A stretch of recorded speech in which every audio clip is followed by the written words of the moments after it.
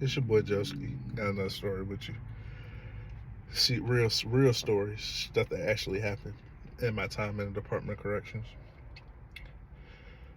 Oh, story today is gonna be about the baddest dude I ever met in DOC period. You know what I'm saying? Like I met a lot of bad dudes, like a lot of dudes that's dangerous, murderers. I'm talking about they don't give no fucks. They can fight, they'll stab you. They don't care. They don't care if you're a CO. They don't care if you're an inmate. Most of these people, most of those people gonna be really humble and chill, and they're not gonna really bother nobody. They just gonna do them, run their own little program, do what they do every day. You know, have their own little routine. Only time these people really snap is when their routine is messed up, or if it's some type of disrespect to them. But usually, people around them already know how these people are, so they're not gonna really like test them or try them. But this is when I went to my second prison. I was at another prison. This was like after I promoted, when I promoted sergeant. But when I was at my first prison, it was a dude there, and like this dude could fight. Like this dude was like beating people up. Like really, really, like he was really like a pod boss. Like he was really like running the pod and all that. You know what I'm saying? Like he was one of them dudes that, you know what I'm saying, even the captains and all that, they just had to, you know, hey, as long as you keep everything straight, you good type dudes. I thought he was the baddest man I met, because he was a big dude. He was like 6'3", 6'4". I'm talking about all the like 260, 270. He was huge. He was a big dude. Like he was way bigger than me. So I'm like, hey, this bad dude. But when I went to the second prison I was at, I said, yeah, this the baddest man I ever met. This dude, because I done did martial arts. Like I done did like Shotokan. I done did, you know, jiu-jitsu, wrestling, you know, this little stuff like that. But this dude, I just seen him. I was in his dorm maybe once or twice, and man, this dude was built. He was built like he was nothing all but 5'2". Now, most of the baddest people that you're gonna meet, and you could talk to people that really been in the prison system, CO or inmate, it really be the shortest dudes. It be dudes about this tall. They be the baddest people that you will ever meet. They don't play no games, and they'll crash out. They'll go all out. You know what I'm saying? But this dude, he was like 5'2". I'm talking about he's short, but he was built like if you ever watch Dragon Ball Z, like Goten or something. Like he looked like, or fuck it, he looked like Super Saiyan 3 Goku. Like he was strong. Like he was built like he had little arms. I'm talking about buff. Like this dude was huge. And I just seen him. Like I was just in a dorm. It was just a regular dorm where it got like two sides. You got two sides. You got wing one, and then you got wing two. Just say this was like we're just gonna say it's Bravo dorm. Just say like, because they got A, B, C, D, all the way to Sierra, Tango. You know, Y dorms. They got all the letters, like, you know, like military letters. They got all the letters like that, all the dorms. So just say we was in Bravo dorm, and I just watching them, like everybody coming up to him. So like when I first seen him, like you always gotta like be aware of your surroundings and watch what's going on. And usually within like 10 minutes of me being in the dorm, I could tell who doing what, who doing this, who's the mover, who's the shaker, who's the head dude, who's the fucking, you know, who just a fiend. Like you can see everything. So when I go in there, everybody coming to his locker, you know what I'm saying, giving him commissary, doing all this. But he was he was humble, hella humble. He didn't do nothing. Then he started working out. Nah, this was crazy. He was in the dorm. Usually, they don't. They usually don't even work out. Well, they're not supposed to work out in the dorm. But you know, who really cares? As long as they getting their aggression out by themselves and it ain't getting their aggression out on somebody else, usually they good. You know what I mean? So Dude was working out, and I'm talking about dude was doing Muay Thai. He was doing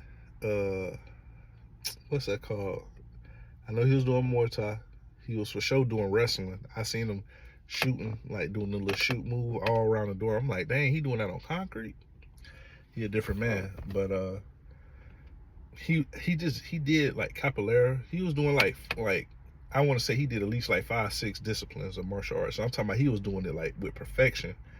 Like he'll have somebody hold a bag and he'll do leg kicks. I'm talking about snapping leg kicks. Like this dude was like crazy. I said, oh yeah, I need to.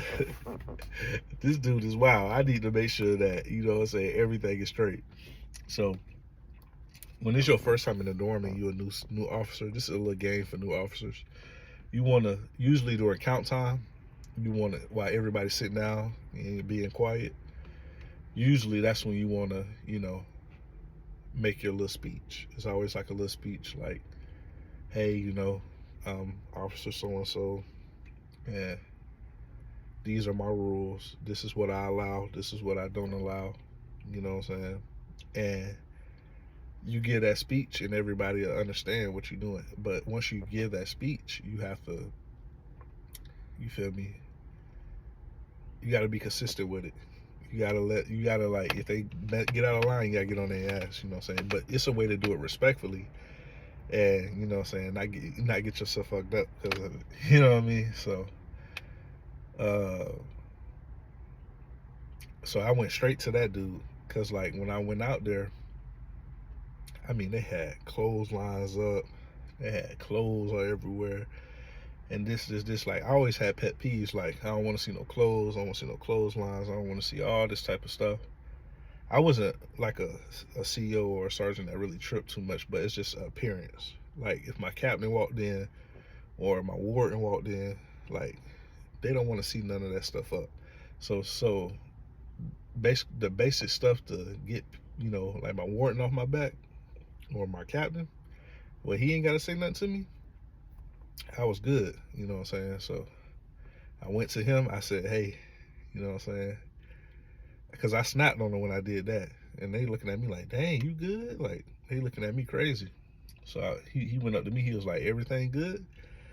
And you know, in prison, especially being a CO, like bluffing and like putting that face on, that serious face, like, you know what I'm saying, put that serious face on, that's like 90% of like the game, you feel me? Like that's 90% of it.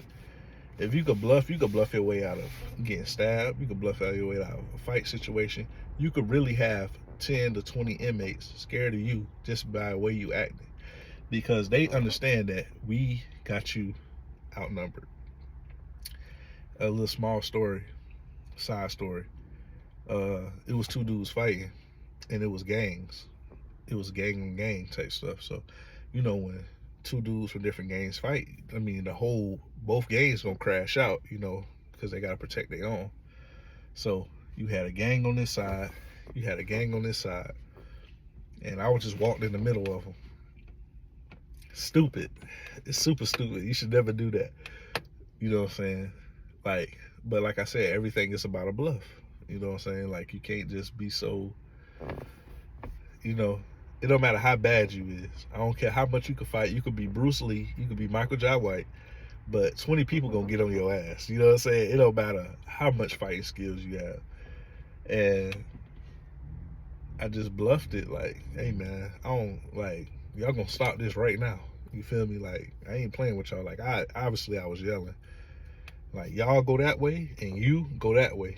You feel me? Like, and then they actually they slid. Like, they, you know, it took a little yelling, but they got up out of there. But it's like, man, it was just crazy. But back to the dude, like, this dude was just like, he was crazy.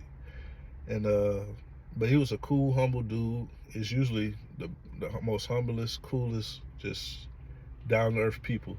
But he did not play no games. And I'm telling you, when I was in a dorm and they was acting stupid in there, this dude be like, all right, Sarge, you ain't even gotta do nothing, just chill. And the only thing you hear You know what I'm saying? Shout out to Joe T. It's skis, skis, skis, skis, skis, skis. That's all you hear in the bathroom. You know what I'm saying? Sometimes, even though they're not supposed to fight and all that, but sometimes, you know, they got to handle their own situations. You know what I'm saying? They're going to fight in the bathroom. You know what I mean? And next thing you know, you see somebody lumped up and they coming up to that flap to apologize. You just like, hey, you know you done fucked up, right? You know what I mean? Like, you know you done messed up. So it's just that was just another interesting story about the baddest dude I ever met in prison. Nothing but 5'2". I'm talking about cock diesel. Look like he do push-ups and dips all day. You feel me? Like built like a Super Saiyan. But this dude did not play no games, and he ran his dorm the way he's supposed to run it. Every CO, sergeant, anybody like stuff like that. So that's the story for the day. You know what I mean? Like, share, subscribe. You know what I'm saying? I got hella stories, so many more, and I'm gonna tell y'all. Yes, sir.